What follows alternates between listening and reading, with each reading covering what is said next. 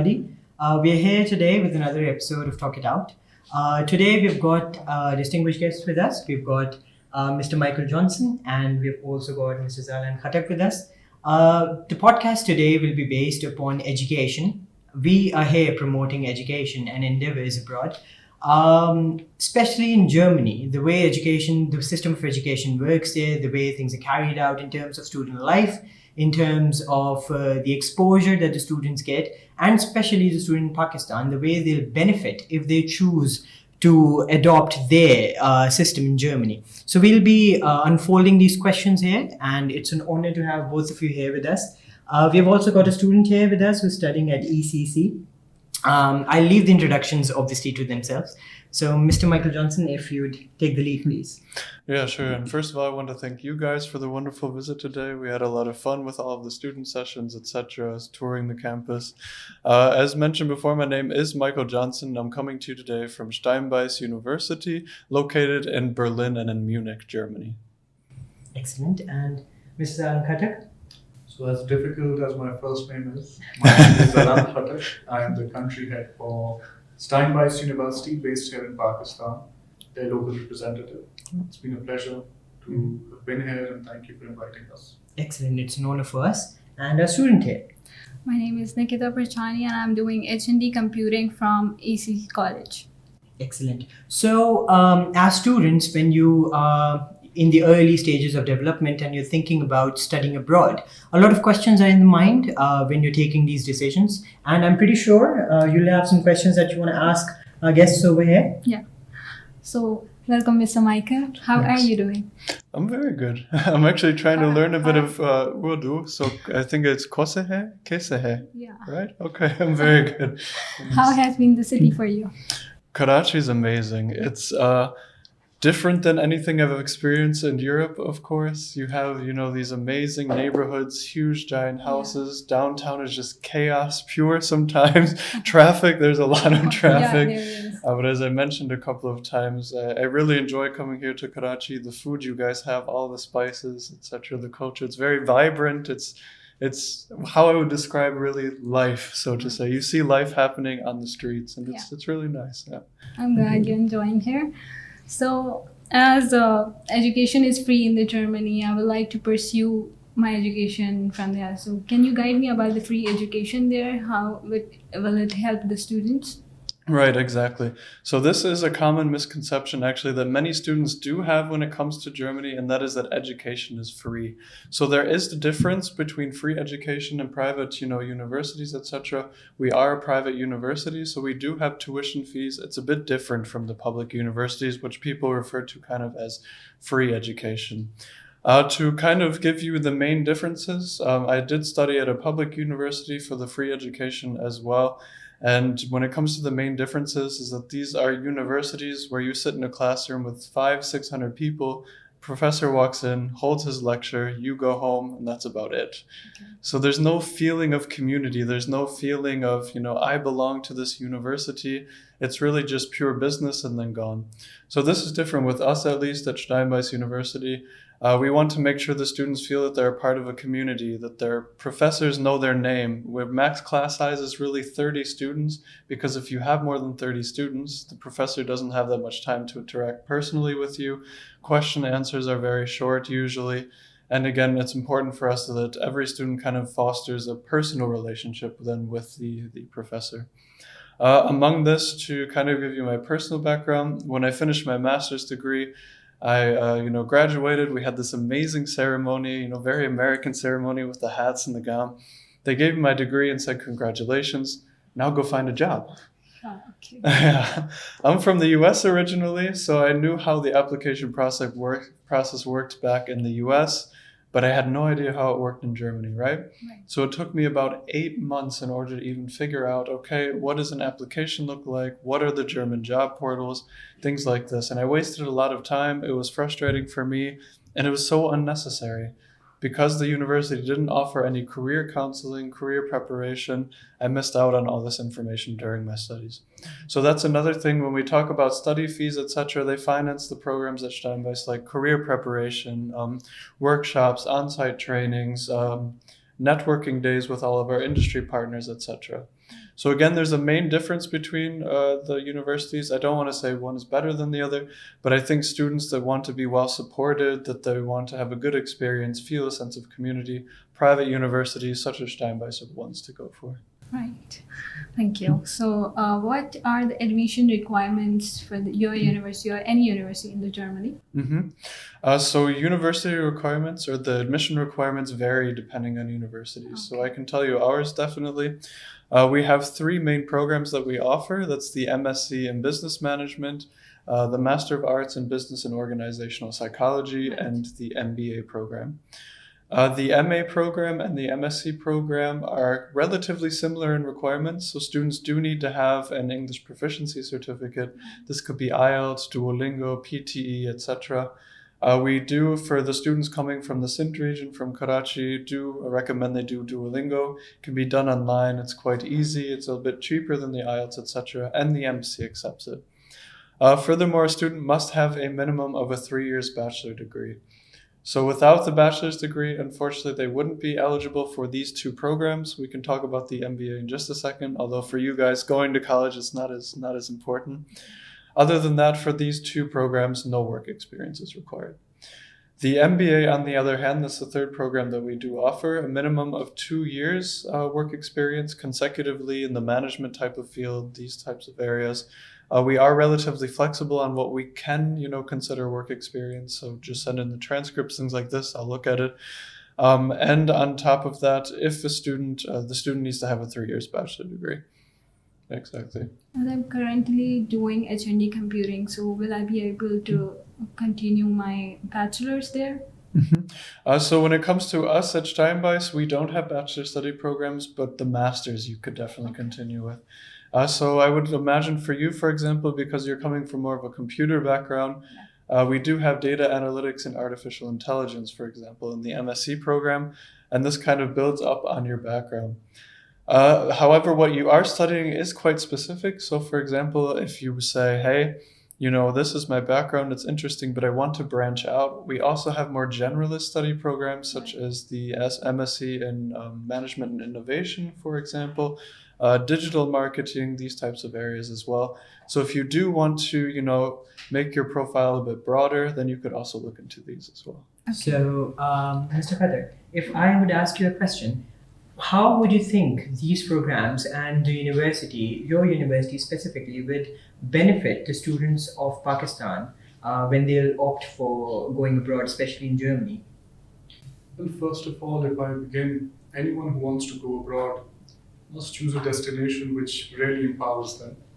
Germany, like Michael would agree, is the leading economy in Europe. It is the powerhouse, and it's also a leader in the world. So it definitely gives you that opportunities to really flourish professionally, first of all. And then secondly, you may have noticed, Michael mentioned some of the degrees. They're all the degrees that are in demand. The motive, the concept that we have at Steinbeis University is that we really want to empower our students with the relevant academic skills, but also life and practical skills, which combined together can give them the platform to really move ahead and go ahead in life. So these degrees that we're offering, whether it's digital marketing, data analytics, artificial intelligence, business analytics, management and innovation, these are degrees which are highly in demand. And when you do such a degree, you are globally in demand, irrespective of whatever the circumstances. And that is the main benefit that Germany, and particularly our university, will provide to you. I agree, especially with that course of business integrated with psychology, something that has been blooming a lot, and students are really looking into those fields now. When our students are applying, they are really conscious about the visa requirements or whether they'll be getting a visa or not. Is it a short thing? This is something that is very prevailing amongst our academic community. So if you can break down the steps, or is it easy to get a visa to get to Germany to study? Well, first of all, it's a very fair question because you can get all the admissions in the world, but if you don't get a visa, you're not going anywhere. Now, we need to distinguish slightly.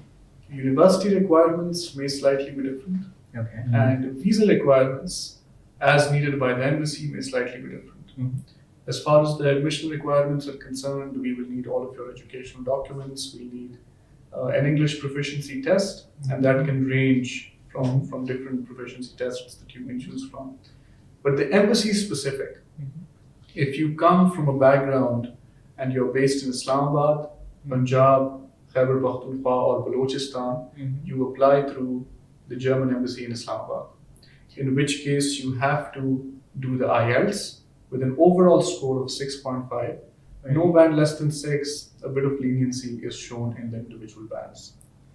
And then the first year fee for any private university has to be paid upfront by the student.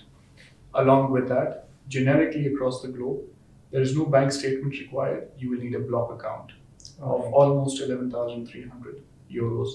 But on the other hand, if you come from Sindh, and I don't know why this is, but anyone living in Sindh does enjoy this privilege. If you're from Sindh, you can only pay a 3,000 deposit and you're good to go. Okay. The remaining fee you can pay in installments when you reach the university.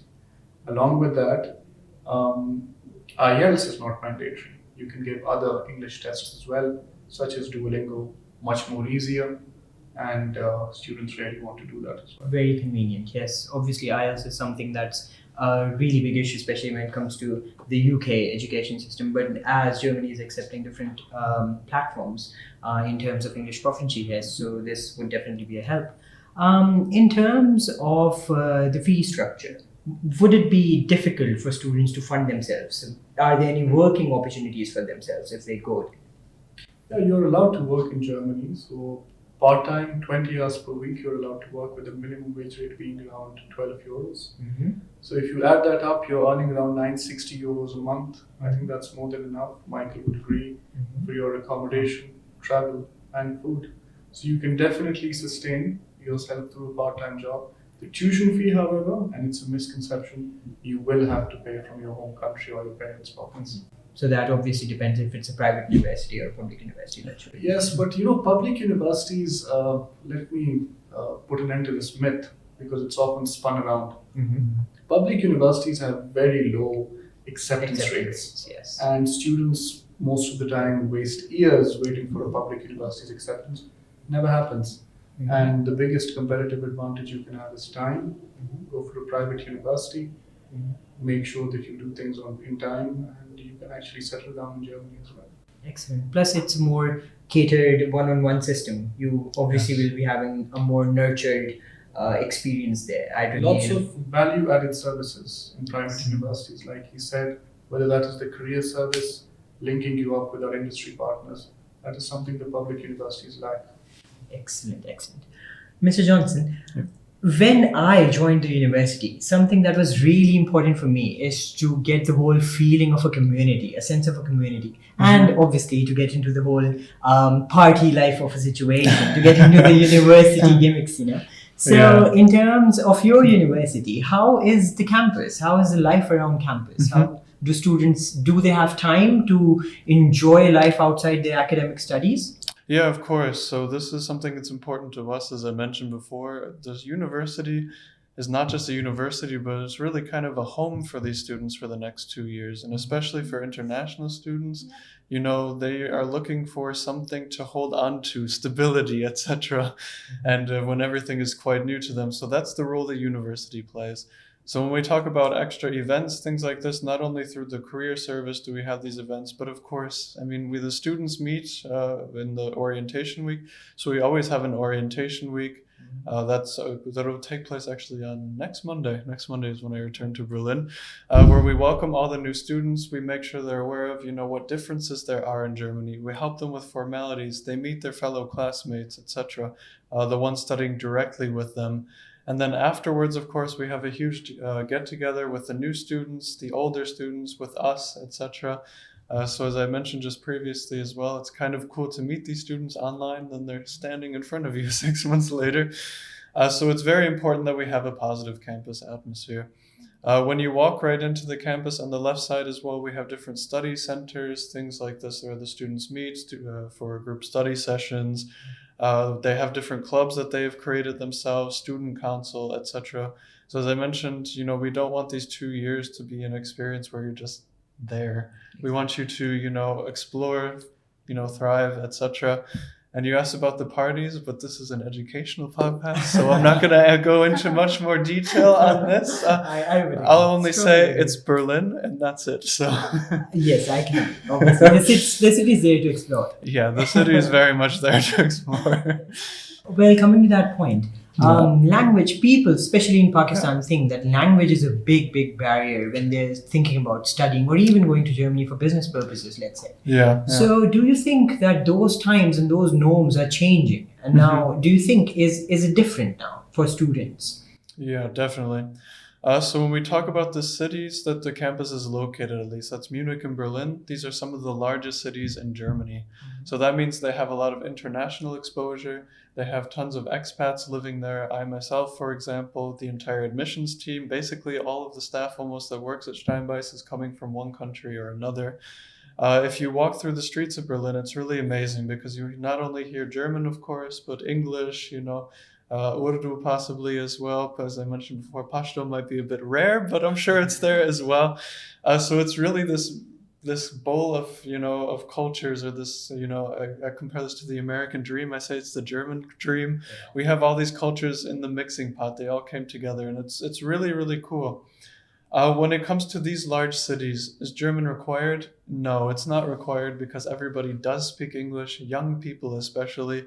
They grew up with English TV, series, things like this, so their English skills are very good. However, we do encourage the students to learn German while they are studying, simply because later on it might be that they have to move to a smaller city, a small town, etc. And if you compare that to Pakistan as well, if you go to a small town or a village, what are the chances there that somebody would speak English? A lot lower, right? Furthermore, for students who would like to stay in Germany, work with the German public, things like this, then of course it is advantageous to have the language skills. For me personally, as a native English speaker coming from the US, I had a bit of a different, way of learning. I lived with the host family and they only spoke German. So if I didn't learn German quickly, I would have starved. And this wasn't the goal. But it took me about 10 months to actually have conversational German where I understood the vast majority of what they were saying. I could, speak maybe like equal to a 6 or a 7-year-old, I would say.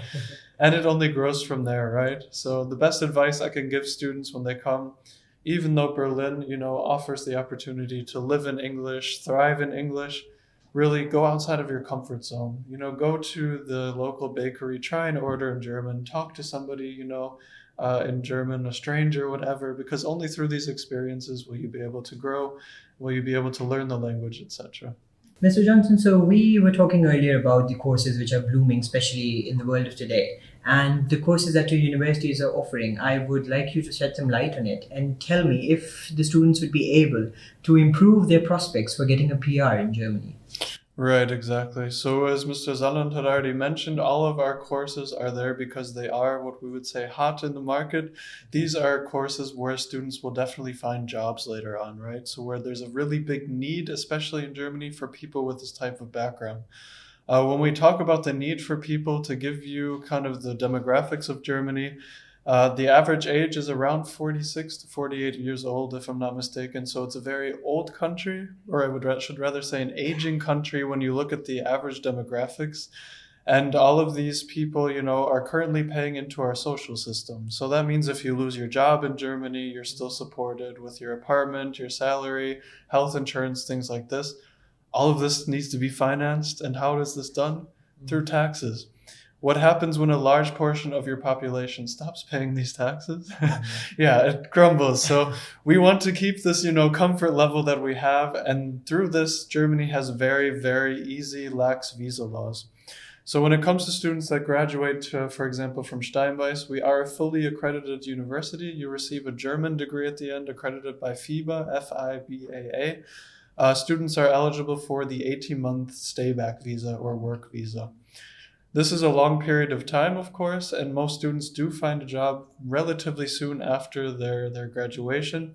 I always encourage the students, as soon as they find a job they're comfortable with, where they can imagine staying at least 2 years in it, they should change this over to a work visa. Reason being, if you work 2 years full-time, pay taxes into the German system, etc., you can already apply for PR. So I did this process actually relatively recently, about 2 years ago. And it is a very easy process. You have to have level B1 or B2 German language. So again, here where the question before was, is German important? Maybe not for the city, but or for your job, etc. Even though we do encourage it. But if you would like to plan and stay in Germany long term, yes, definitely. Minus that, you would also take an integration test. All of the questions are online, so it is quite an easy test as well. And that's about it. So they make it very easy to integrate.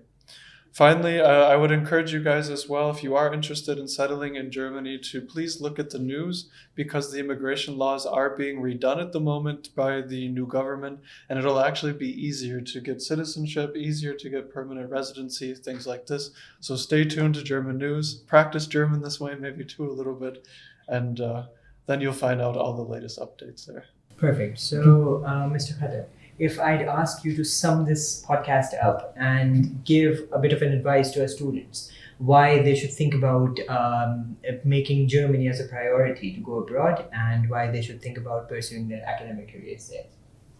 Well, I'd say step outside the boundaries which are set across the UK, US, Canada, Australia. There's a world beyond that as well. Germany is an excellent destination. From an immigration perspective, you can definitely settle there. Facilities, student life. I think you'll do yourself a favor if you end up in Germany, because it really, really does pay off. And it's much more affordable compared to the other countries that I mentioned. Strongly agreed. Well, thank you, Mr. Johnson. Thank you, Mr. Khattab. And thank you, Nikita, for being here with us today. I hope you guys all enjoyed and your queries were answered. And I hope you would consider Germany as a choice moving forward. If you have any questions, any queries, we're happy to help you, and we'll see you next time.